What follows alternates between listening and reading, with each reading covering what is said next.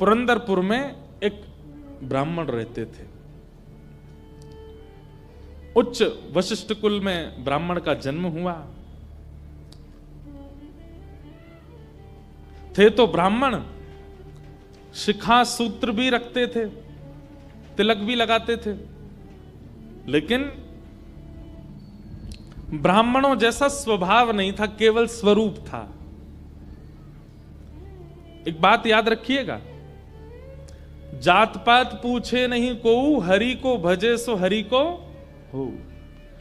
कितनी बार ऐसे ऐसे भक्त हैं जो जाति में भले ही श्रेष्ठ नहीं है, पर ठाकुर जी ने उनको ब्राह्मणों से भी ज्यादा महत्व दिया है। श्री तुकाराम जी महाराज वे ब्राह्मण नहीं थे, पर श्री तुकाराम जी का अभंग सुनकर के छत्रपति श्री शिवाजी महाराज भी उनके सामने हाथ जोड़ करके बैठ जाते थे। श्री तुकाराम जी महाराज ऐसे भक्त थे कि उनके लिए श्री पंडरीनाथ भगवान मचल जाते थे उनको देखने के लिए।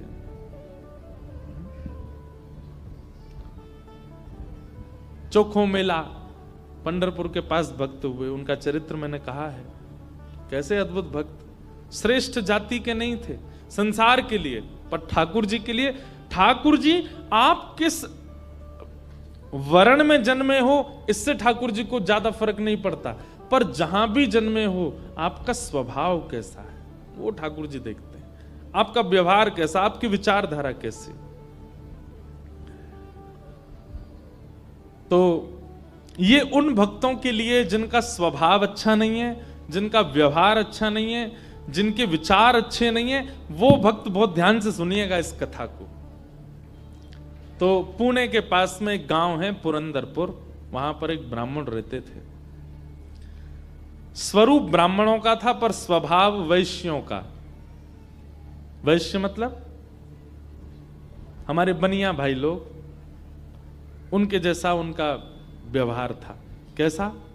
व्यापार करते थे, धन देते थे, उस पे क्या बोलते हैं उसको, ब्याज पे, ब्याज पे धन देते थे लोगों को। और अपना गल्ला खोल रखा था, गल्ले पे बैठते थे। ब्राह्मण का नियम है संध्योपासन करना चाहिए, यज्ञ करना चाहिए, अध्ययन करना चाहिए, ग्रंथों का अवलोकन करना चाहिए, पर ये सब कुछ नहीं करते थे। सुबह उठे, केवल तिलक लगाया, स्नान स्नान करके चोटी शिखा बांधी और सीधे अपने गल्ले पे पहुंच जाते थे। उनको दिन भर का यही क्या देना है देते रहो। और इन सबके साथ साथ महाकंजूस, खूब धनवान थे। भगवान की कृपा से उन पर ब्याज का इतना धन आता था कि वो पूरे पुरंदरपुर गांव को अकेले भोजन करा सकते थे। पर इतने कंजूस थे, इतने कंजूस थे, दूध में अगर मक्खी भी गिर जाती तो दूध छान के पी जाते थे। और मक्खी को यूं पकड़ करके उसके भी 2-4 बूंद छींटा जो दूध के होते थे उनको भी लेके पी जाते थे। दूध का क्या बिगड़े, इतने कंजूस। और कंजूसाई की हद तो तब पार हो गई, उनकी पत्नी का नाम था सरस्वती देवी। क्या नाम था? तो सरस्वती देवी जो थी, उनके पिताजी ने इसीलिए ब्याह किया कि भाई ये विप्रदेव जो हैं बड़े धनवान हैं, बेटी खुश रहेगी हमारी। तो सरस्वती देवी का ब्याह हो गया। उनकी मां ने, पिता ने जितने गहने दिए, ब्याह के अगले दिन ही, सब लोग इधर देखो, बहुत ध्यान से सुनो कथा। ब्याह के अगले दिन ही सुबह सुबह ब्राह्मण देवता उठे, देवी सुनो, सबरे गहने उतारो अपने। बोले क्यों? अरे देखो कितनी अच्छी नक्काशी की है इसमें, कितने अच्छे से तुम्हारे कुंडल बने हैं, कितने अच्छे तुम्हारे गले के हार बने हैं, हाथ के तुम्हारे बढ़िया कंगन कड़ूला, रोज पहनोगी तो घिस जाएंगे, उतार दो सबको। पत्नी ने भारी भारी सामान सब उतार दिए, कानों के कुंडल, नाक की बाली और गले का एक मंगलसूत्र रहने दिया, हाथ के कंगन रहने दिए, पैरों की पाजेब और पायल रहने दी। लेकिन पुरंदर ये अपने ब्राह्मण देवता जो थे, इनको वो भी अच्छे नहीं लगते थे। रोज अपनी पत्नी को, क्यों इनको पहन के घूमती है, उनको दे दो, अंदर तिजोरी में रख दूं मैं। पत्नी कहती है तो सौभाग्य है, ये तो पहनने दिया कीजिए। महाराज कहते कहते 6 महीना हो गए, रोज टोकते। अब तो ये स्थिति में आ गए कि पत्नी के हाथ का भोजन नहीं करते थे। वो रोटी बनाती, बोले मुझे नहीं पाना, और अपनी दुकान पर जाके वो दुकान के बालक से कहते अपने घर से बनवा ला। दोनों भावना थी, एक तो नाराज थे पत्नी से कि गहने क्यों नहीं उतार रही है, दूसरा बढ़िया है घर का आटा बचेगा। इतने कंजूस। पत्नी बोली क्या करे, रात में बोली आप कैसे मानेंगे, बोले ये उतार दो जितने पहन रखे हैं। उसने कान के कुंडल भी उतार दिए, हाथ के कड़ूला भी उतार दिए, पाजेब भी उतार दी, गले का मंगलसूत्र भी उतार दिया। सब बिल्कुल कोरी हो गई बेचारी। केवल नाक की एक नथ रहने दी उसने। बोले एक तो रहने दीजिए, कम से कम इससे पता तो चले कि मैं सौभाग्यवती हूं। भाई सारे गहने उतार देना मां के लिए अशुभ होता है। पतली सी एक नाक में वो नथ भी नहीं थी, छोटी सी एक कील जैसी थी, उसके लिए भी बोले कि रात में तो उतारी दिया करो इसको भी। इतने कंजूस। सब उतार दिया। पत्नी बेचारी साड़ी में और केवल एक नथ लगा करके, मांग में सिंदूर भर के, बिंदी लगा के ऐसे घूमती थी। शादी ब्याहों में जबरदस्ती नहीं जाते थे। एक दिन पहले अपने आप को बुखार में हूं ऐसा बोल देते थे, क्योंकि गहने निकाल के देने पड़ेंगे, पहन के जाएगी। इतने कंजूस। कभी कभी जो व्यक्ति अति में संसारी होता है ना, ठाकुर जी को उस पे भी बड़े मजे आते हैं देखने में। ठाकुर जी कहते हैं, मतलब एक बात हमारी सुनना बहुत ध्यान से, इधर देखना सब लोग। कई लोग ऐसे होते हैं, और आजकल ज्यादातर ऐसे होते हैं कि भक्ति में भी हैं और संसार में भी हैं। अभी उनको पता चला कि कोल्हापुर में कथा चल रही, तो कथा में भी आ रहे हैं, और 4 दिन बाद का उनका रिजर्वेशन भी है कि कब हमको क्लब जाना है, कब पार्टी करनी है, कब उल्टा सीधा खाना है, वो भी उनका फिक्स है। हमारी बात बहुत कान खोल के सुन लीजिएगा, ऐसों का उद्धार कभी नहीं हो सकता जो ना इधर के हैं ना उधर के। हम अपनी कथा में स्पष्ट कहते हैं, एक थौर पकड़ो, या तो ठाकुर जी को ही पकड़िए, और संसार में अगर जाना बहुत रुचिकर लगता है तो उसी को ही पकड़िए। ये बीच में मत घूमा कीजिए। कथा हुई तो यहां आ गए, और कभी कुछ उल्टे सीधे काम हुए तो वहां भी चले गए। पी भी लेते हैं, खा भी लेते हैं, कथा भी तो सुनते हैं। ऐसों का तो कभी उद्धार नहीं हो सकता। इसलिए एक ठौर पकड़ो, या तो वहीं के ही रहो, पूरे खाओ पियो आनंद करो, या फिर कथा के ही रहो।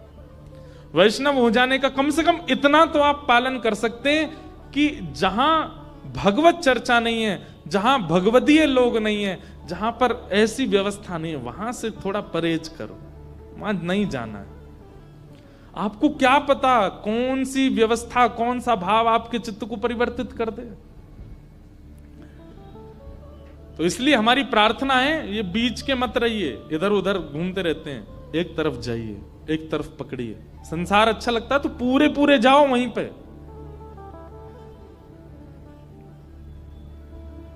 तो कभी कभी ठाकुर जी पूरे पूरे संसारियों पे भी ठाकुर जी रीझ जाते हैं। ठाकुर जी बोले, भाई ये ब्राह्मण देवता बड़ा बहुत अच्छा लग रहा हमको। क्यों? बोले इतना कंजूस तो हमने कभी नहीं देखा है, बहुत भयंकर कंजूस है। ठाकुर जी का मन आ गया उस पर। अच्छा, जो पत्नी थी ना सरस्वती देवी, वो बड़ी भक्ता थी। वो तो नाम जप भी करती थी, वो दर्शन करने के लिए भी जाती थी, लेकिन ये नहीं जाते थे उसके साथ। वो अपने माता पिता के मायके जब जाती थी तो मायके वाले लेके जाते थे उसको दर्शन कराने। ये तो कभी नहीं लेके जाते थे, तो कंजूस थे, खर्चा होगा। और मायके भी खुद नहीं लेके जाते, इनके भाइयों से बोल देते, बोले तुम्हें ही आके ले जाओ, उसमें भी खर्चा ना हो मेरा। सोचो कितनी ऊंचे लेवल के कंजूस। तभी ठाकुर जी का मन आ गया, इस पे तो इसको देखूं मैं एक बार। और हमारे श्री पंडरीनाथ भगवान, श्री विठल भगवान एक दीनहीन से ब्राह्मण का रूप धारण किया।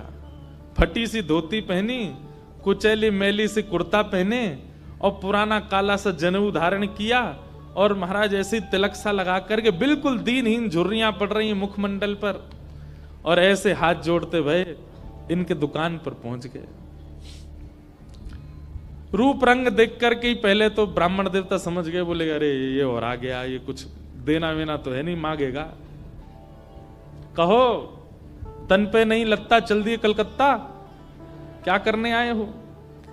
ठाकुर जी बोले बहुत गरीब ब्राह्मण हूं मैं, मेरी बेटी का ब्याह होने वाला है, अपनी पुत्री का ब्याह करना है मुझे, और मुझे ब्याह के लिए थोड़ी व्यवस्था चाहिए धन की। आप तो बहुत बड़े धनवान सेठ हैं, कृपा कर दीजिए ना, कुछ दे दीजिए मुझको, मैं अपनी बेटी का ब्याह कर दूंगा और थोड़ा ठीक हो जाएगा। या तो धन दे दीजिए, नहीं तो कुछ सामान दे दीजिए, सामग्री दे दीजिए, मैं उसी से कुछ ना कुछ तो व्यवस्था करूं। तो ये जो ब्राह्मण थे ना, ये जबरदस्ती रफू की हुई धोती और कुर्ता पहन के जाते थे कि कोई मांगने वाला आ जाए तो उसको दिखा दूं, देखो मेरे खुद के कुर्ता फटे, मैं तुमको कहां से दूं। तो ठाकुर जी को दिखाने लगे, ये देखो मेरी धोती यहां से उधरी हुई है, मेरा कुर्ता यहां से फटा हुआ, कैसे तुमको दूं, मैं खुद नहीं अपने नए खरीद पा रहा, तुमको कहां से दूं भाई। ये सब तो केवल बाहर का दिखावा है, मेरे पे कोई पैसा वैसा कुछ नहीं है, दूसरों का धन ले रखा है मैंने। भैया चलते बनो, कहीं और जाओ, किसी और से मांगो, भगवान करे तुम्हारी बेटी का ब्याह बहुत अच्छा हो। बोले मुझे या तो धन दीजिए, नहीं तो मैं यहीं बैठा रहूंगा। ठाकुर जी जिद पे आ जाएं तो उनको कौन हटावे। ठाकुर जी वहीं बैठ गए द्वार पे, बोले मुझे धन दो, ऐसे तो नहीं जाऊंगा, मैं आपके दर पे आया हूं, कुछ तो लेके जाऊंगा, मेरी बेटी का ब्याह है। अंत में हार करके ब्राह्मण बोला, देखो मैं ऐसे नहीं देता हूं, कुछ लाओ, मेरे पास गिरवी रखो, पैसा ले जाओ, और जब पैसा हो जाए तो पैसा देके अपना सामान ले जाना, तुम पे है कुछ देने के लिए।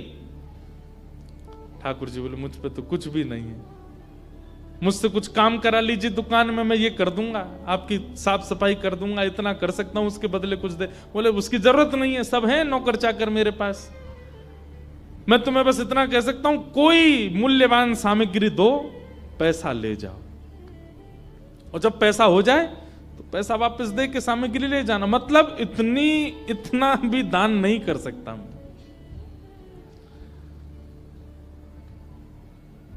ठाकुर जी बोले ठीक है, मैं जाता हूं, कुछ ढूंढ के लाता हूं। ठाकुर जी भी इतने खेलते हैं, ठाकुर जी जैसा खिलाड़ी नहीं है दुनिया में, इतना बड़ा खिलाड़ी कोई नहीं हो सकता। ठाकुर जी गए उस ब्राह्मण देवता के घर, और घर जाकर के द्वार पे खड़े होकर रोने लगे। इतना रोए, भीतर से सरस्वती देवी निकल के आई। अरे अरे अरे अरे ब्राह्मण देवता, आप इतना रो क्यों रहे हैं, क्या बात है? छोटी सी मेरी लाली बड़ी हो गई है, उसका ब्याह के लिए मैं बहुत दिन से वर ढूंढ रहा था, बड़ी मुश्किल से एक लड़का मिला है, अपनी बेटी का ब्याह करना है।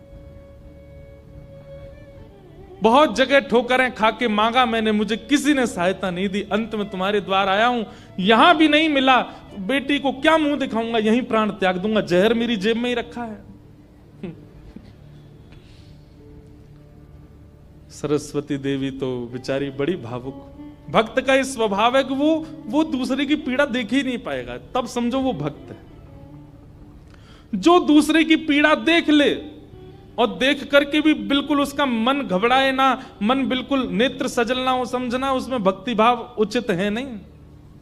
सरस्वती देवी तो रोने लगी, आंखें लाल पड़ गई। बोले भगवान, मेरा मन अगर मुझ में सामर्थ होती मैं पूरा घर आपको दे देती, पर मैं क्या करूं? मेरे पतिदेव इतना प्रतिबंध लगा के रखते हैं कि मैं स्वयं ऐसे रहती हूं, मैं आपको क्या दूं? ठाकुर जी तो इतने पछाड़ खा के गिर पड़े, अरे हाय राम, अब तो मैं जहर खाना ही पड़ेगा, निकालू कहां है? सरस्वती देवी रुकी रुकी रुकी, ऐसा मत कीजिए भगवान, चरण पकड़ूं आपके, मेरे पास एक ही वस्तु है। और तुरंत अपनी नाक की जो कील थी वो निकाली, और निकाल करके बोले ये ले जाइए, इससे थोड़ा बहुत धन आपको मिल जाएगा, स्वर्ण की है, आप अपनी बेटी का ब्याह तो नहीं कर पाएंगे पर कुछ व्यवस्था तो हो जाएगी आपकी। ठाकुर जी तुरंत, जहर भी पता नहीं कहीं गिर गया था, बढ़िया तुमने दे दिया, अब मैं कुछ कर लूंगा व्यवस्था। ठाकुर जी वो कील उसकी नाक की ले ली, और सीधे गए उस ब्राह्मण की दुकान पर। देखो कितने उद्यमी हैं ठाकुर जी। और उसके दुकान पर जाके सीधा ले ले, और इसके बदले अब ला पैसा दे मुझको। तू कह रहा था ना कुछ सामान दो, उसके बदले पैसा मिलेगा। ये ले सोने की कील नाक की धर ले अपने पास, ला पैसा दे। ब्राह्मण देवता ने जैसी कील देखी, ये आपको कहां से मिली? बोले उससे तुझको क्या, तू तो पैसा दे। मुझे कहां से मिली इससे तेरे को मतलब नहीं होना, तू पैसा दे मेरे को, मेरी बेटी का ब्याह है। और अब मैं तेरे से भीख नहीं मांग रहा हूं, चीज रख के गिरवी तब ले रहा हूं, ला दे। बेचारा फंस गया। वो क्या करे, वो 3-4 बार सोचे। बोले मिली कहां से? बोले तू मत सोच, मुझे पैसा दे। कील उसने तिजोरी में अंदर रखी, ताला लगाया, और उसका जो धन होता था वो धन ठाकुर जी को दिया। ठाकुर जी ने जेब में धरी, निकल गए वहां से। ब्राह्मण ने अपनी भुजा ऊपर करी, बोले इसको बताता हूं, ये बहुत दानवीर बनती है अपने मन में। मैंने इसको बोला था एक कील पहने, वो तो बहुत अच्छी कृपा मुझ पर ठाकुर जी की, जो मैंने इसके सारे गहने उतरवा दिए, नहीं तो सब दान कर दी थी। एक कील छोड़ी, वो भी दान कर दी किसी को।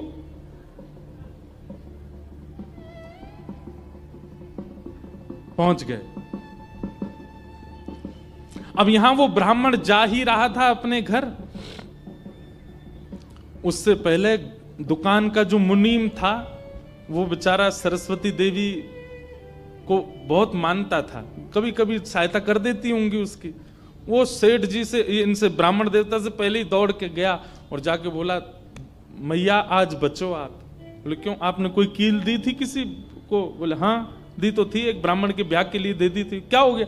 उसने जाके वो आपके पतिदेव को ही दिया और बदले में ले गया पैसा। सरस्वती देवी, हाय नाथ अब नहीं बचूंगी, वो तो बहुत डांटेंगे। बोले वो आ रहे हैं, दुकान बंद कर दी उन्होंने, वो सीधे धोती चढ़ाए ऊपर चले आ रहे हैं सीधे, आप बचो। सरस्वती देवी बोली कहां जाऊं? हे पांडुरंगा, हे विठलनाथ, हे मेरे प्राणनाथ, मेरी रक्षा करो। ये कैसा नियम आपने मेरे आज जीवन में पहली बार तो कुछ दान किया, वो भी एक ब्राह्मण बेचारा अपनी हत्या करने पर तुला था तो मैंने किया। ये कैसा आपने खेल किया ठाकुर जी, कैसे भी मेरे पति को रोको। लेकिन इतनी डरती थी अपने पति से, इतनी व्याकुल हो गई, तुरंत विष ले लिया। बोली कि मैं उनका क्रोध नहीं सह पाऊंगी, उनकी मार पिटाई डांट नहीं सह सकती, उससे अच्छा तो मैं प्राण त्याग दूं अपने।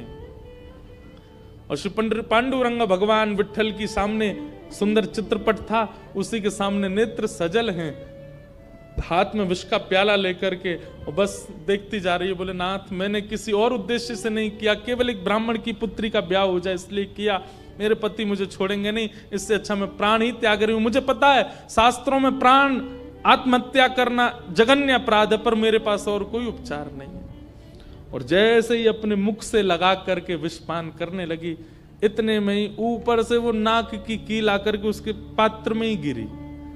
और जैसी खन्न से आवाज हुई, नेत्र खोल करके देखा, भीतर अपने हाथ को डाल करके जैसे ही निकाला तो वही नाक की कील उसके हाथ में आ गई। और नाक की कील हाथ में आते ही इतने में ही वो ब्राह्मण का प्रवेश हुआ। प्रवेश होते ही उसने भीतर से किवाड़ लगाई, ढूंढने लगा कहां है, कोई साधन मिले इसको बताता हूं। पत्नी सामने खड़ी थी, कहिए कहिए, आज कुछ कहूंगा नहीं, आज तो करूंगा, तू बता तैने किसी को दान कैसे किया बिना मुझसे पूछे? तू क्या दान किया? तेरी नाक की कील कहां है बता? पत्नी ने अपना हाथ आगे किया, ये रे। उस ब्राह्मण ने जाकर के कील उठाई, तेरे पास कहां से आई? बोले मेरे पास ही थी। नहीं ये तेरे पास नहीं है, ये तो मेरे पास वहां रखी है तिजोरी में, भीतर चाबी मेरी यहां डली हुई है, तेरे पास कहां से आई? बोले मेरे पास ही है, अब बहुत दिन से पहनी हुई थी, साफ करने के लिए उतारी थी थोड़ी सी। ऐसा हो ही नहीं सकता है, मैंने इसके बदले मूल्य दिया है एक ब्राह्मण को, और ये मेरी तिजोरी में रखी है, चाबी मेरे पास है। तू रुक, अभी रुक, मैं अभी जाता हूं। और कील अपने संगी लेके गया। गए, जाकर के दुकान खोली, चाबी लगा करके खोली, तिजोरी जैसी खोल करके देखा उसमें वो कील थी नहीं, वो हाथ में थी। ब्राह्मण बोला ये कोई स्वप्न नहीं है, ये कोई अचंबा नहीं है, ये कुछ और है। नेत्र सजल हो गए, दौड़ करके घर आया, बोले मुझे सच बताओ क्या हुआ। पत्नी बोली सच बताऊं? बोले हाँ, मैंने ही ब्राह्मण को दी थी। हाँ, वो ब्राह्मण वृद्ध सा, उसके कुर्ते फटे थे, उसकी धोती उधरी सी थी। बोले हाँ, उसी को दी थी, वो मुझे दे के गया था और मैंने ये तिजोरी में रखी, तो फिर तेरे पास आई कैसे? बोले मुझे जब पता चला कि आप क्रोध करके आएंगे और मेरे को बहुत सुनाएंगे, डांटेंगे, मारेंगे, तो मैंने सोचा कि मैं इससे अच्छा तो अपने प्राण त्याग दूं। और मैं पांडुरंग के सामने रोते हुए विष लेकर के हाथ में पीने को हुई, इतने में ही आपका घुसना हुआ और ऊपर ना जाने कहां से वो नाग की कील आकर के इसमें गिर पड़ी। ये किसी और ने नहीं, और वो ब्राह्मण कोई और नहीं, साक्षात पांडुरंगा ही थे, वही आए थे, वही आए थे, वही ये सारी लीला करके गए हैं। मैंने जीवन भर भजन किया, जीवन भर विचार किया, दान करूं, पुण्य करूं, सत्कर्म करूं, यज्ञ करूं, पर आपने मुझे कभी अनुमति नहीं दी। अरे दुनिया के लोग कमाते हैं और दान करते हैं, पर हम कितने भाग्यशाली हैं कि स्वयं पांडुरंगा आए और आकर के हमारे कमाए गए धन को स्वयं लेकर के दान करवा के गए, ब्राह्मण बन के स्वयं अपने हाथ में लेकर के गए। ये आप पर और मुझ पर कृपा है।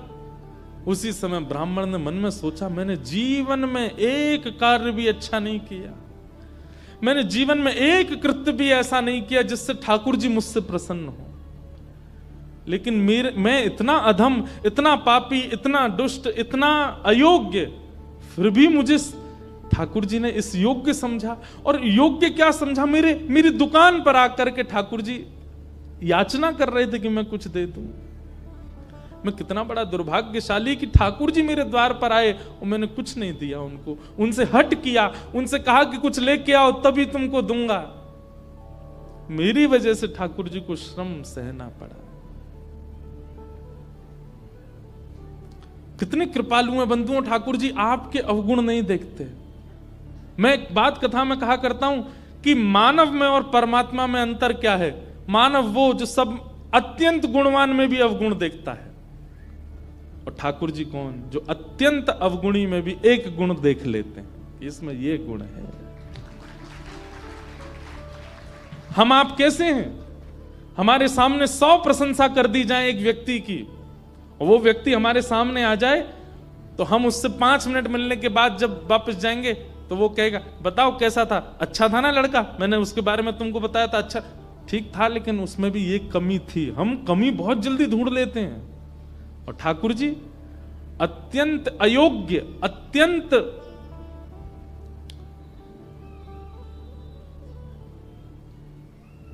विचलित व्यक्ति में भी एक गुण खोज लेते, इसीलिए वो ठाकुर जी। उसी समय उस ब्राह्मण देवता ने विचार किया कि अब किसके लिए जीना है। अपनी दुकान बंद कर दी, दुकान को बेच दिया, घर को बेच दिया, और पत्नी के साथ आ गए श्री पंढरपुर। और पंढरपुर में विठल भगवान के आगे आकर के बहुत रोए, याचना करने लगे, नाथ मेरे दुकान पर आप खड़े हो गए आकर के, और मैंने आपको इस प्रकार से दुत्कार दिया, इस प्रकार से आपको कर दिया। बहुत रोए।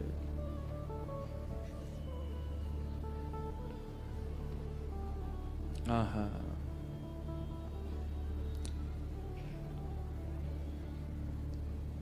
ठाकुर है तू मैं तेरा पुजारी, ठाकुर है तू मैं तेरा पुजारी। सब लोग पुकारो, ठाकुर है तू मैं तेरा पुजारी, ठाकुर है तू मैं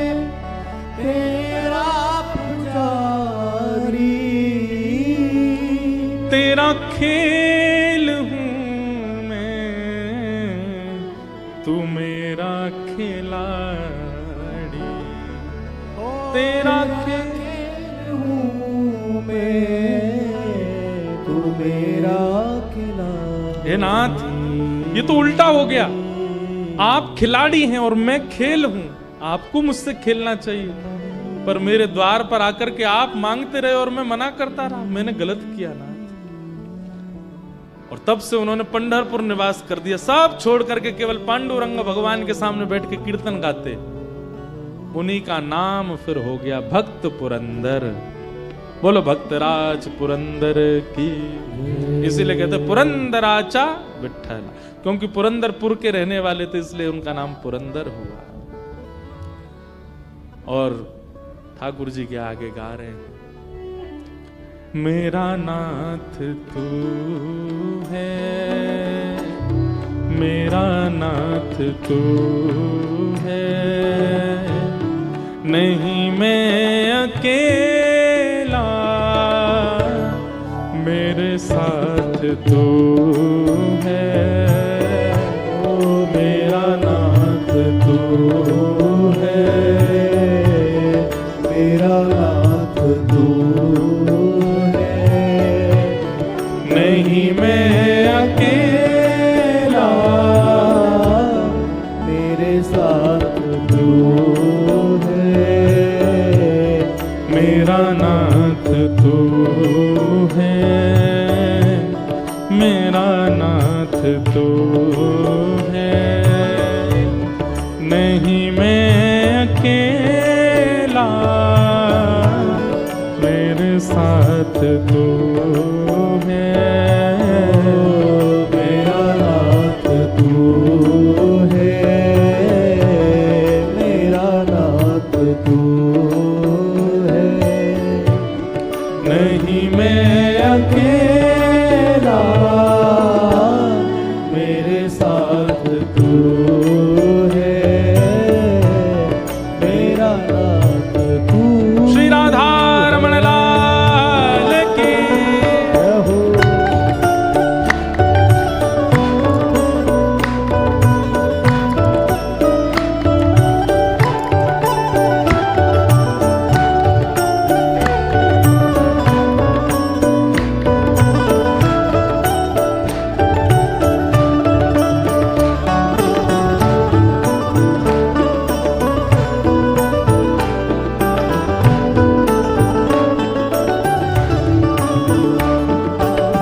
श्री विठ्ठलनाथ भगवान की।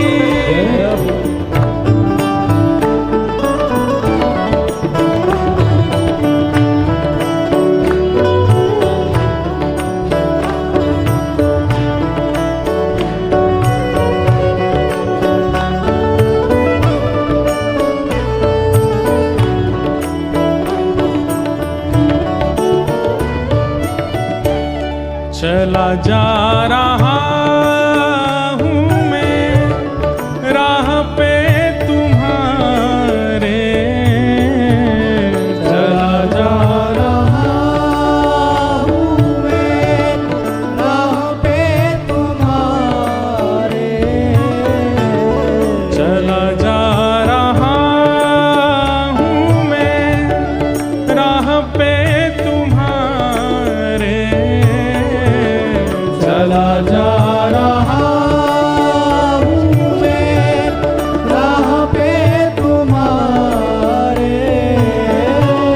राहों पे आए जो तूफान आंधी, राहों पे आए जो तूफान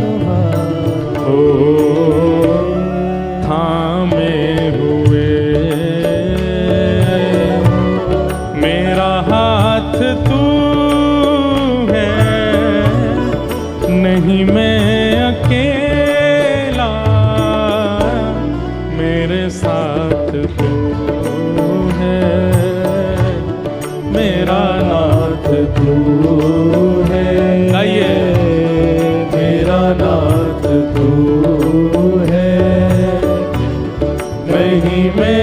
अकेला, मेरे साथ तू है, मेरा नाथ तू है। ओ जय जय राधा रमण प्यारो राधा रमण, जय राधा रमण प्यारो राधा रमण। नामदेव जी महाराज कहते हैं एक अभंग में कि अगर कीर्तन हो रहा हो ठाकुर जी की कथा में और अगर कोई व्यक्ति ताली ना बजावे और गाए ना, तो इसका दंड क्या मिलता है? बोले अगले जन्म में ना तो उसको जीभ मिलती है ना हाथ मिलते हैं। इसलिए ये कीर्तन में अगले 4 दिन हम टोकेंगे नहीं आपको, अगले 4 दिन हम बोलेंगे नहीं, हमारे बिना बोले करिएगा। और आपकी जिम्मेवारी है, जो ताली ना बजावे और जो ना गावे उसको बोलना भाई अगले साल, सॉरी अगले जन्म में ऐसे ही बोलना पड़ेगा आपको। इसलिए जीभ मिली है, इसका उपयोग करो। हाथ मिले हैं दोनों भुजा उठा करके, ओ जय जय राधा रमण प्यारो राधा रमण, जय जय राधा रमण प्यारो राधा रमण, जय जय राधा रमण प्यारो राधा रमण, जय जय राधा रमण प्यारो राधा रमण। ओ विठ्ठल नाथ रमण प्यारो नाथ ओ रमण, विठ्ठल नाथ रमण प्यारो नाथ रमण, विठ्ठल नाथ रमण प्यारो नाथ रमण, विठ्ठल नाथ रमण प्यारो नाथ रमण। ओ जय जय राधा रमण प्यारो राधा रमण, जय जय राधा रमण प्यारो राधा रमण, ओ जय जय राधा रमण प्यारो राधा रमण, जय जय राधा रमण प्यारो राधा रमण। ओ विठ्ठल माझा माझा मी विठ्ठलाचा, विठ्ठल माझा माझा मी विठ्ठलाचा, विठ्ठल माझा माझा मी विठ्ठलाचा, ओ विठ्ठल माझा माझा मी विठ्ठलाचा, हे विठ्ठल माझा विठ्ठल माझा, विठ्ठल माझा मी विठ्ठलाचा, विठ्ठल माझा विठ्ठल माझा, विठ्ठल माझा मी विठ्ठलाचा, हे विठ्ठल माझा विठ्ठल माझा, विठ्ठल माझा मी विठ्ठलाचा, ओ विठ्ठल माझा विठ्ठल माझा, विठ्ठल माझा मी गाइए, विठ्ठलाचा, हे विठ्ठल माझा माझा मी विठ्ठलाचा, ओ विठ्ठल माझा माझा मी विठ्ठलाचा, हे विठ्ठल माझा माझा मी विठ्ठलाचा, ओ विठ्ठल माझा माझा मी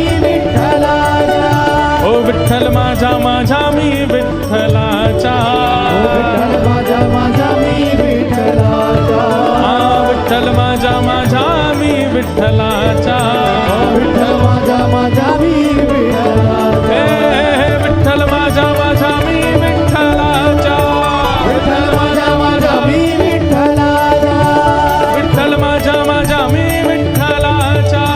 विठ्ठल माझा माझा मी विठ्ठलाचा। देखो हम एक बात अभी भुसावल में कह रहे थे कि हम उत्तर भारत वाले ऐसे नाचते हैं, महाराष्ट्र वालों को तो ऐसे नाचना चाहिए। आपके यहाँ तो ठाकुर जी ऐसे हैं ना, ओ विठ्ठल माझा माझा मी विठ्ठलाचा, विठ्ठल माझा माझा मी विठ्ठलाचा, विठ्ठल माझा माझा मी विठ्ठलाचा, विठ्ठल माझा माझा मी विठ्ठलाचा, हे विठ्ठल माझा विठ्ठल माझा, विठ्ठल माझा मी विठ्ठलाचा, ओ विठ्ठल माझा विठ्ठल माझा, विठ्ठल माझा मी विठ्ठलाचा, हे विठ्ठल माझा विठ्ठल माझा, विठ्ठल माझा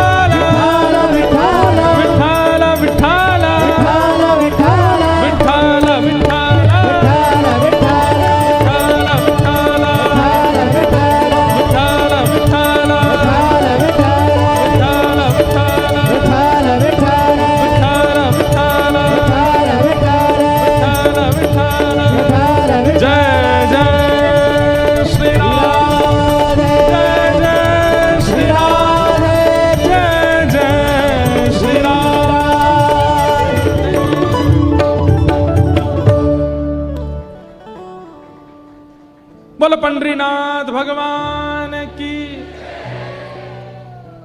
ऐसे ठाकुर जी ने पुरंदर को स्वीकार किया और उनका नाम पड़ गया पुरंदर दास। क्या नाम पड़ा? क्योंकि वो पुरंदरपुर के निवासी, इसलिए उनका मूल नाम तो कुछ और ही था, पर उनको सब पुरंदर दास कहते थे। श्री पुरंदर दास जी, आप नित्य भगवान के सामने जाते और श्री पंढरीनाथ भगवान से जाके कहते मुझे दंड दीजिए। कोई भक्त ठाकुर जी से कह सकता है मुझे दंड दो भैया, नहीं ठीक करो इसको? कोई कह सकता है? कोई नहीं। हम लोग तो केवल ठाकुर जी से सुख की कामना करने वाले लोग हैं, कभी ठाकुर जी से कष्ट नहीं मांग सकते।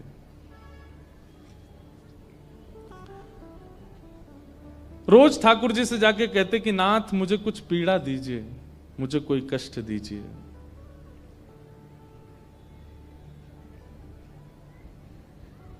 कोई कष्ट दो, कोई पीड़ा दो। एक दिन ठाकुर जी पुरंदर दास के स्वप्न में आए और स्वप्न में आकर के बोले, रोज मांगते हो कष्ट दो कष्ट दो, क्या कष्ट दें? बोले बस दे दीजिए जो उचित लगे, मुझे एक दंड भोगना है। मैंने आपको पीड़ा दी थी, आप मेरे द्वार पर आए और मैंने आपको पीड़ा दी, नाथ मुझे दंड दीजिए। ठाकुर जी बोले तो फिर तुमको एक ही दंड है। बोले क्या? भारत में जितने तीर्थ हैं सबका दर्शन करने जाओ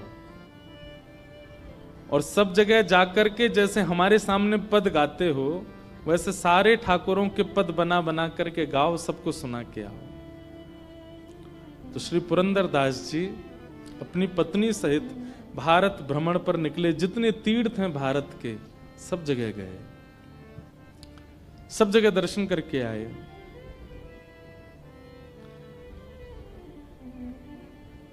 पास के कर्नाटक में एक विजयनगर नाम का एक स्थान है, वहां के राजा पुरंदर दास जी के परम भक्त हो गए। लेकिन वो राजा केवल श्री वेंकटेश तिरुपति बालाजी भगवान को ही भगवान मानते थे। वो कहते थे परमात्मा पृथ्वी पर केवल वेंकटेश भगवान है। तो पुरंदर दास जी को लेकर के वेंकटेश भगवान के दर्शन करने को गए। आपने वहां जाकर के भी ठाकुर जी का संकीर्तन गाया। और सबसे बड़ी बात थी, श्री पुरंदर दास जी की जिस जिस प्रांत में गए वहां की भाषा में कीर्तन गाते थे। कर्नाटका में, मलयालम में, कन्नड़ में, तेलुगु में, मराठी में, बंगला में, उड़िया में, सारे भाषाओं में आपने मतलब कैसा दंड भोगा इन्होंने कि ऐसे नहीं ठाकुर जी ने कह दी तीर्थ चले जाओ तो सबरे तीर्थ घूम आए एक साथ ही।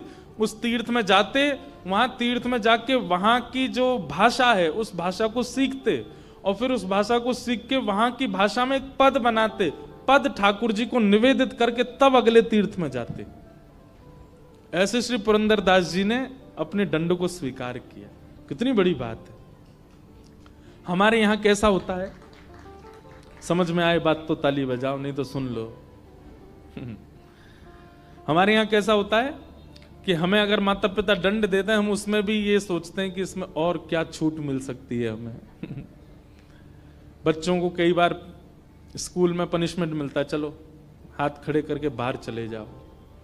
टीचर को लगता है बाहर भेज देना बहुत घातक है, इस बच्चे को थोड़ी अंदर फील होगी कि मुझे क्लास से बाहर कर दिया। पर बाहर जाके बच्चा बड़ा खुश होता है, वो हाथ नीचे और कर लेता है और कभी यूं से यूं कर लेगा, ऐसे से ऐसे कर लेगा। हमको भी खूब पनिशमेंट मिले ना स्कूल में। क्लास में खड़े रखना वो ज्यादा घातक है, क्योंकि हाथ नीचे होता है तो टीचर चिल्लाते हैं सीधे करो। इससे बढ़िया तो बाहर भेज दे, बढ़िया है, नजारा दिखता रहता है, ठंडी हवा लगती रहती है, आने जाने वाले बच्चों से थोड़ी बातचीत भी हो जाती है। हम लोग कैसे दंड लेते हैं, जो दंड हमको मिला है उसमें भी हम कटौती करते हैं, उसमें भी हम थोड़ी बहुत रिलीफ कैसे मिले ये देखते हैं। पर भक्त ठाकुर जी के द्वारा प्रदत्त दंड को भी उत्सव मना देता है। पुरंदर दास जी ने उस दंड को उत्सव मना दिया। ठाकुर जी ने कहा हर तीर्थ का दर्शन करके आओ, भारत में जितने तीर्थ हैं सब जगह जाओ। उस तीर्थ में जाते और इतने दिन रहते कि वहां की भाषा आ जाए, और फिर उस भाषा में एक पद बनाते, ठाकुर जी को निवेदित करते, निवेदित करने के बाद फिर प्रणाम करके अगले तीर्थ में जाते। एक अच्छा खासा समय तीर्थ में व्यतीत करते। ऐसे श्री पुरंदर जी। तो तिरुपति बालाजी विजयनगर के राजा इनको ले गए, बोले यही परमात्मा है। तो एक बार इन्होंने कहा देखो ये परमात्मा है, और शास्त्रों में भी पता वर्णन है तिरुपति बालाजी साक्षात परमात्मा है। यदि साक्षात भगवान श्री वैकुंठ यदि कहीं है तो तिरुपति है। लेकिन श्री पुरंदर जी बोले कि हमारे पंढरपुर में श्री पंढरीनाथ भगवान, एक बार उनका दर्शन करो। तो विजयनगर के राजा फिर पंढरपुर आए, और जैसे ही पंढरीनाथ भगवान की छवि को देखा, कमर पर हाथ, सुंदर ते ध्यान उभे विटेवरी, सुंदर ते ध्यान उभे विटेवरी, सुंदर ते ध्यान उभे विटेवरी, सुंदर ते ध्यान कर कटावरी, ठे बुनिया, सुंदर ते ध्यान उभे विटेवरी, सुंदर ते तुलसी हार गला कासे पीतांबर, तुलसी हार। गाइए, ये तो आपकी भाषा में है। हरी मैया ऐसे गा रहे हैं जैसे आज एकादशी आप लोगों की है। भाई हम वृंदावन के मराठी में गा सकते हैं, आप तो महाराष्ट्र के हो, क्यों नहीं गा रहे हो? कैसे हैं ठाकुर जी? तुलसी हार गला कासे पीतांबर, तुलसी हार। बहुत बढ़िया भाई लोग पास हो गए हमारे। एक बार भाइयों के लिए ताली बजाओ। माताओं की आवाज नहीं निकल रही है। अभी नवरात्रि खत्म हो गया, एकादशी भी चली गई। आज कौन सी? आज त्रयोदशी है? अब तो द्वादशी है।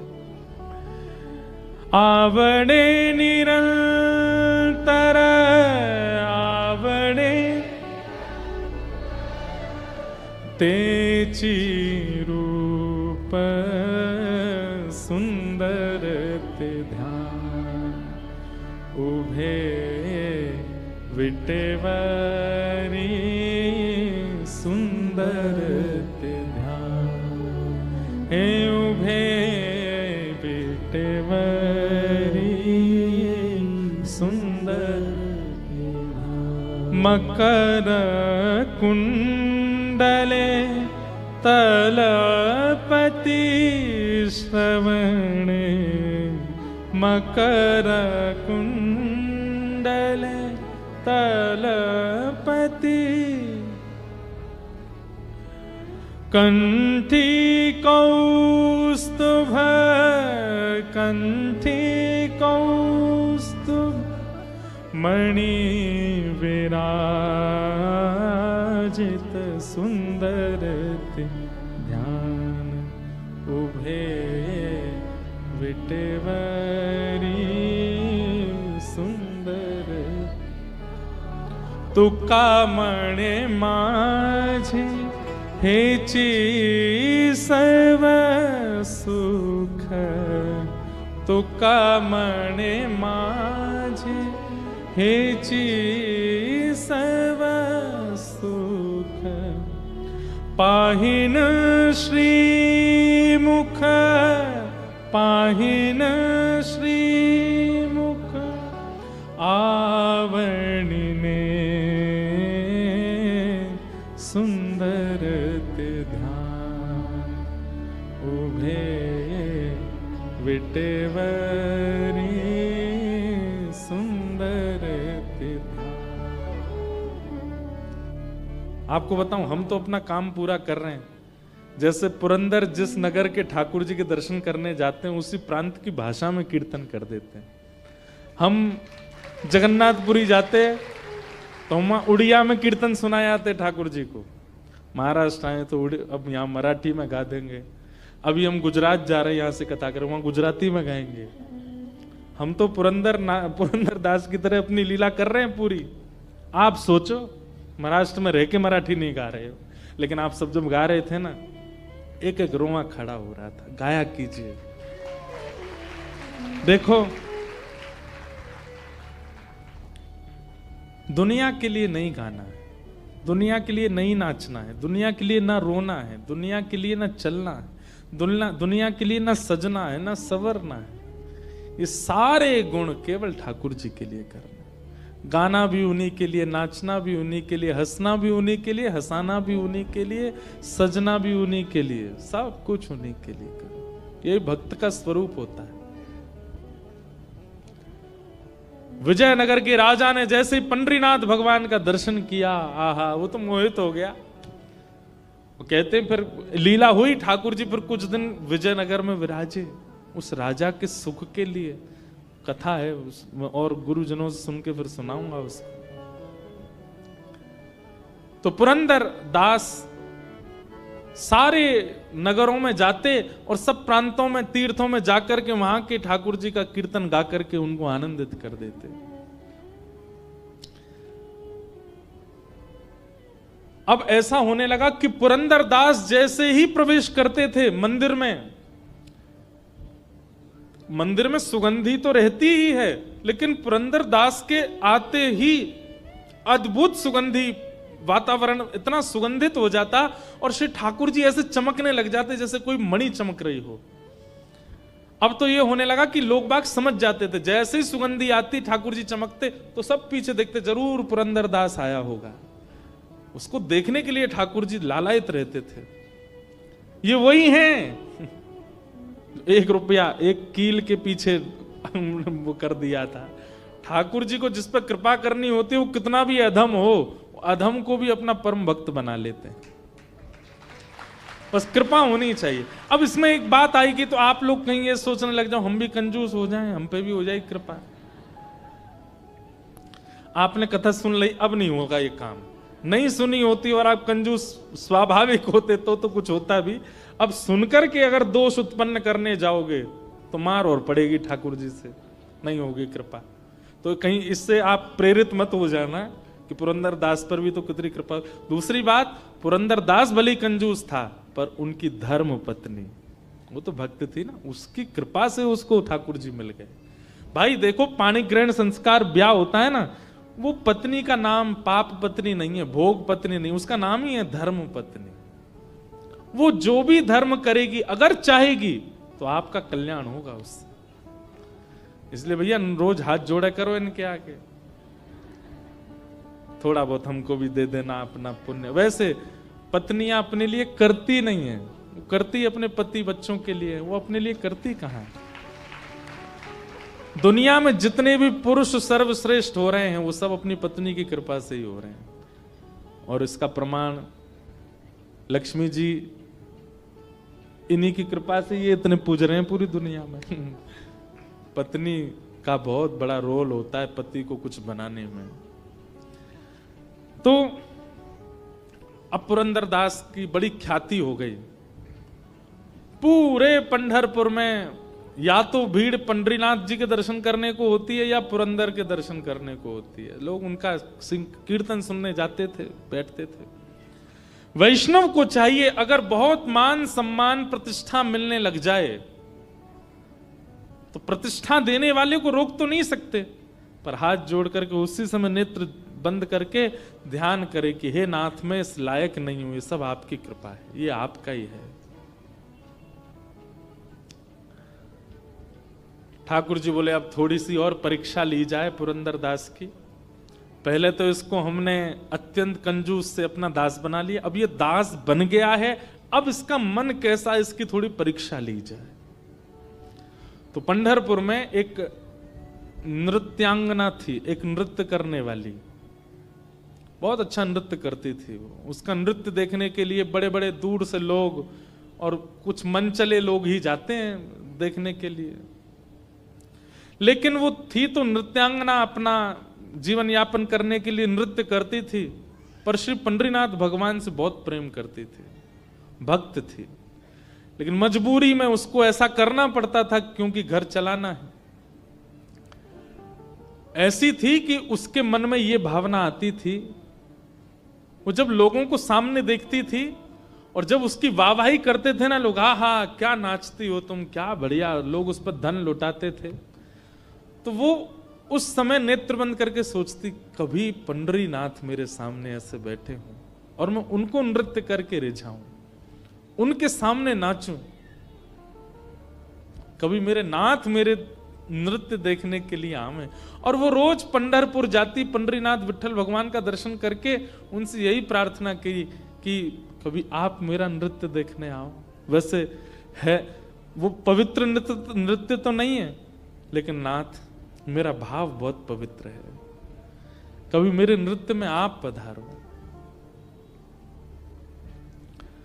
तो पंडरीनाथ के पास में बहुत लंबा निमंत्रण था, बहुत दिनों से निमंत्रण था। ठाकुर जी बोले, भाई ये रोज हमको निमंत्रण देके जाती है, एक दिन चलें इसके नृत्य में, थोड़ा देख के आवे। ठाकुर जी बोले, ऐसे गए तो हो गया काम, क्या करें। तो बैठे बैठे ठाकुर जी बोले, ओहो, इस नृत्यांगना का निमंत्रण है बहुत दिनों से और पुरंदर दास की हमको परीक्षा भी लेनी है। तो ठाकुर जी ने पुरंदर दास का ही रूप धारण किया और पुरंदर दास का रूप धारण करके उस नृत्यांगना का नृत्य देखने गए ठाकुर जी। महाराज, जैसे ही पुरंदर दास का उस सभा में प्रवेश हुआ, सब हक्का बक्का रह गए और सबके मुंह पे आता, अरे पुरंदर दास यहां। औरों की तो चले क्या, वो नृत्यांगना भी रुक गई, पुरंदर दास आए नृत्य देखने। आए तो जो खा पी रहे थे लोग वो सब सतर्क हो गए, सब सम्मान करते थे उनका, थोड़े दूर खड़े हो गए, सब हाथ जोड़ करके सबने मुंह पोंछा, अपने हाथ वाथ धो लिए, भैया पुरंदर दास आए, कुछ कहने आए होंगे। नृत्यांगना भी रुक गई एक कोने में जाकर के, बोले ये क्यों आए, कुछ समाचार देने आए, कुछ कहने आए, उपदेश करने आए, कीर्तन सुनाने क्यों आए हैं। पुरंदर दास बोले, कहाँ बैठते हैं लोग, अच्छा इनमें बैठते हैं। तुरंत एक मसनद ली, उस पर ऐसे हाँ नाचो, तुम नाचती क्यों नहीं, हम तुम्हारा नृत्य देखने आए। और वहां सब लोग राम राम राम राम, सुबह भक्ति करता है, मंदिर में जाके करताल बजाता है, मंजीरा पीटता है, बता नृत्य देखने आया। लेकिन वो नृत्यांगना जो थी ना, उसके नेत्र सजल हो गए।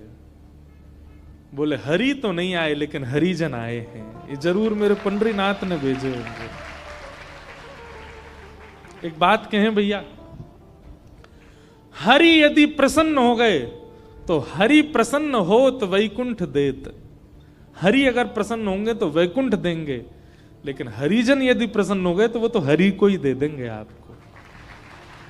इसलिए हरि प्रसन्न हो इसकी ज्यादा इच्छा मत रखो, हरिजन प्रसन्न हो, हरि के भक्त प्रसन्न हो। नृत्यांगना तो नेत्र सजल हो गए उसके और वो नृत्य करने लगी और ये भावना करने लगी कि ये हरिजन नहीं, साक्षात मेरे विठ्ठल आए हैं आज मेरा नृत्य देखने। वो स्वयं तो नहीं आएंगे, इसलिए पुरंदर दास को भेज दिया है।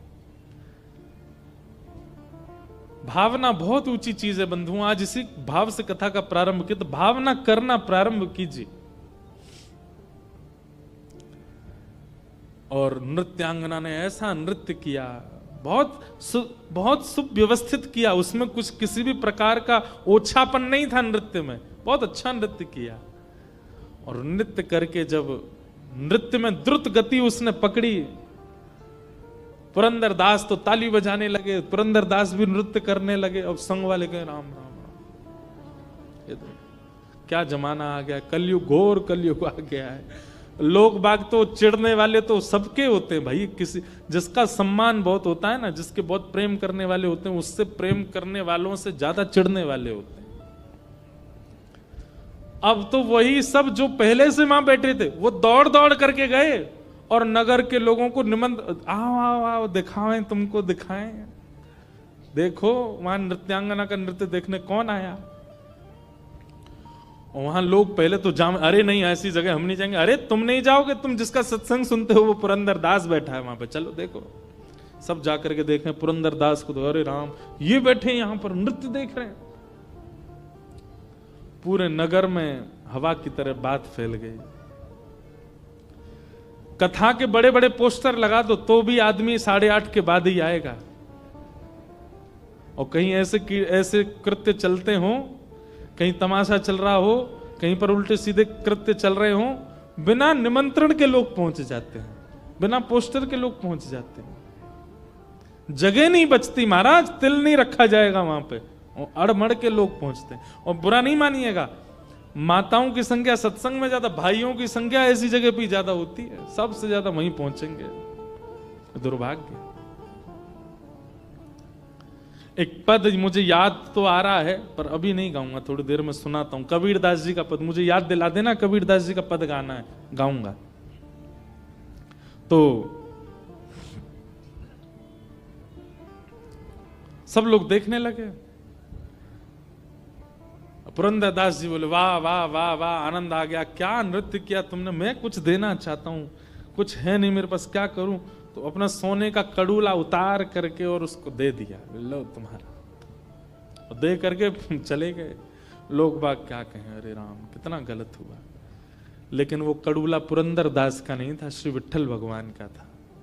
और दे करके ठाकुर जी तो मंदिर में जाके व्यवस्थित हो गए, परीक्षा भी हो गई और निमंत्रण भी स्वीकार हो गया, दोनों काम कर आए।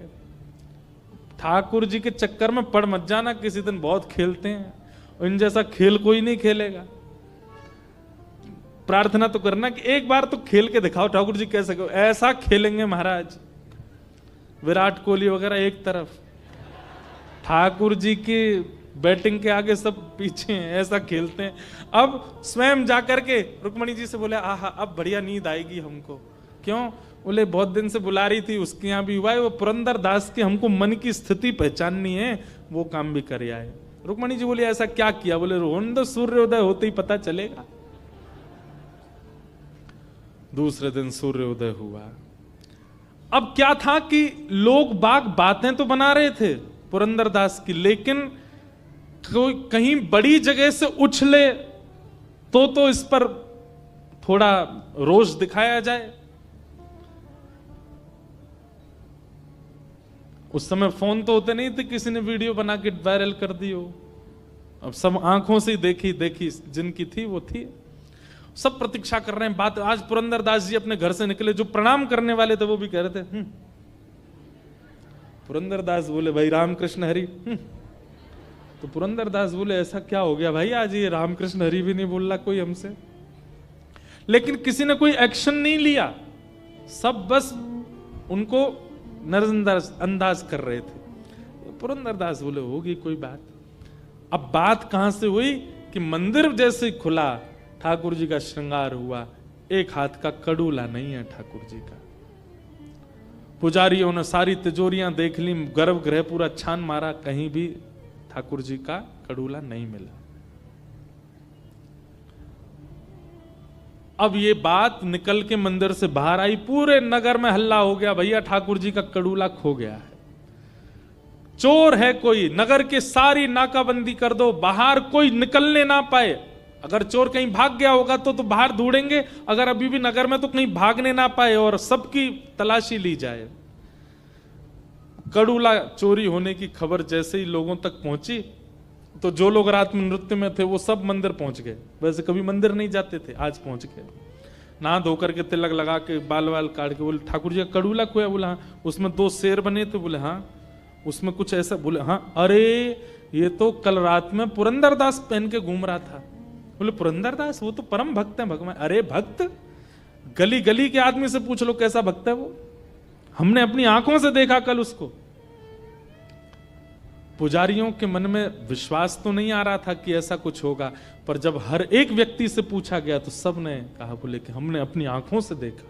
कल रात में वो वहां थे और वहीं उन्होंने प्रसन्न होकर के नृत्यांगना को वो कड़ूला उतार के दिया। हो सकता है कि वो कड़ूला पंडरीनाथ जी का ही हो, और नहीं तो आप वो नृत्यांगना के घर की तलाशी ले लो। सब लोगों ने जाकर के जब नृत्यांगना से उसको पकड़ा और उसको पूरे घर की तलाशी ली, कड़ूला मिल गया। और उससे पूछा, किसने दिया तुमको? सच बताओ नहीं तो तुम्हारे प्राण हरण कर लेंगे। किसने दिया? सबने देखा तो था, पर तुम प्रमाणित करो किसने दिया। उसने कहा, कल परम भागवत श्री पुरंदर दास जी आए थे मेरा नृत्य देखने, मेरे लिए तो साक्षात विट्ठल ही आए थे, उन्होंने मुझे दिया। पूरा पंढरपुर इकट्ठा हो गया, सब पहुंच गए पुरंदर दास के घर के बाहर। और आज तक जिसकी खूब जय जय होती थी, आज द्वार पर जाकर के मानो जैसे द्वार तोड़ देंगे लोग। पहले से ही सब खुंदस में बैठे थे कि ये नृत्यांगना के यहां जाते हैं और फिर चोरी भी करते हैं। एक साथ इतने सारे इल्जाम लग गए। पुरंदर दास निकल करके आए तो किसी ने भी कुछ पूछा नहीं, उनके गले वान पकड़ा और खींच करके ले गए। बोले, ढोंगी पाखंडी नाटक करता है ठाकुर जी के आगे। तेरे पूर्व के किस्से सुने हमने, तू कितना बड़ा कंजूस था, और तू यहां आकर के अपने उन पुराने उन भावों को धोने के लिए यहां पर आकर के बहुत बड़े बड़े कीर्तन करने लग रहा है। और श्री ठाकुर जी के मंदिर के बाहर के एक स्तंभ से उनको बांध दिया, और बांध करके एक एक व्यक्ति आता है और एक एक हाथ देता है। पुरंदर दास कह रहे हैं, मेरा दोष क्या है ये तो बता दो।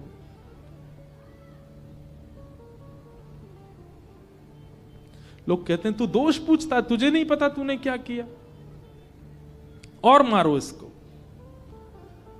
वही मनचले व्यक्ति जो रात को वहां नृत्यांगना के यहां जाते थे, वे सब आज लाइन में खड़े हैं पुरंदर दास के मारने के लिए।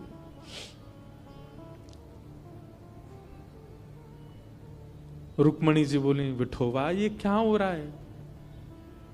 ठाकुर जी बोले, मुझे पीड़ा तो है, पर मुझे ये परीक्षा लेनी है थोड़ी सी, ताकि भक्तों को पता चले कि मेरे वैष्णव कैसे होते हैं। रुक्मणी बोले, आप इतने निष्ठुर कैसे होते? बोले, निष्ठुरता नहीं, पुरंदर के हृदय में झांक करके देखो, वो जिस अवस्था में है, जिस स्थिति में है, ऐसी स्थिति में अगर कोई व्यक्ति आएगा तो उसके मन में क्या आएगा? रुक्मणी जी बोले, उसके मन में यही आएगा कि मेरा दोष क्या है, मेरे पाप क्या है, मेरे अवगुण क्या है, मैंने ऐसा क्या किया जो मेरे साथ ऐसा व्यवहार किया जा रहा है, वो यही सोचेगा। रुक्मणी ठाकुर जी बोले, रुक्मणी एक बार पुरंदर के हृदय में झांक करके देखो कि उसके मन में क्या चल रहा है। लोग बाग बारी बारी से आकर के पुरंदर दास के ऊपर हाथ बरसा रहे हैं, और पुरंदर दास मन में पता है क्या सोच रहे हैं? मेरा क्या अपराध था? ओ, ठाकुर जी ने मुझे तीर्थ यात्रा पर भेजा था ना, जरूर मैं तीर्थों में गया था, तो वहां मेरे से हो सकता है कुछ अपराध भोजन का हो गया होगा, किसी वहां के वैष्णव को मैंने मैंने पीड़ा दे दी होगी, किसी से ऊंची आवाज में बोल गया होगा, या मैंने किसी प्रकार का कोई अपराध तीर्थों में किया होगा। भाई शास्त्र कहते हैं, अन्य क्षेत्रे कृतम पापम तीर्थ क्षेत्रे विनश्यति, और तीर्थ क्षेत्रे कृतम पापम वज्रलेपो भविष्यति। आप पूरी दुनिया में कोई भी पाप करोगे, तीर्थ में जाने से आपका वो पाप नष्ट हो जाता है, पर तीर्थ में यदि कोई पाप आपसे हो गया तो वो तो पत्थर की लकीर है, उसको कोई नष्ट नहीं कर सकता। अगर जगन्नाथपुरी, बद्रीनाथ, द्वारिका में आपने कोई पाप किया, पत्थर की लकीर है, वो तो आपको भोगना ही पड़ेगा, वो मिटेगा नहीं। तुरंत ये बात सोच करके और पुरंदर हंसने लगे, बोले, वाह वाह, जय हो विट्ठल भगवान, तुम्हारी जय हो। मैंने तीर्थों में पाप किए थे और मेरे वो पाप पत्थर की लकीर हो गए, तो आपको चिंता हो गई कि मेरे पुरंदर दास के पाप अब पत्थर की लकीर हो गए, इनको मैं कैसे मिटाऊं। तो आपने ये योजना अपनाई कि पंढरपुर के लोगों से आज मुझे दंड दिलवा करके जो मेरे तीर्थों के पाप हैं उनको आप नष्ट कर रहे हो। ठाकुर जी मैं प्रसन्न हूं, आप जितने चाहे वैष्णवों को भेजिए, मैं सबके द्वारा दिए गए इन दंडों को स्वीकार करूंगा। ये देख करके रुक्मिणी जी के नेत्र सजल हो गए।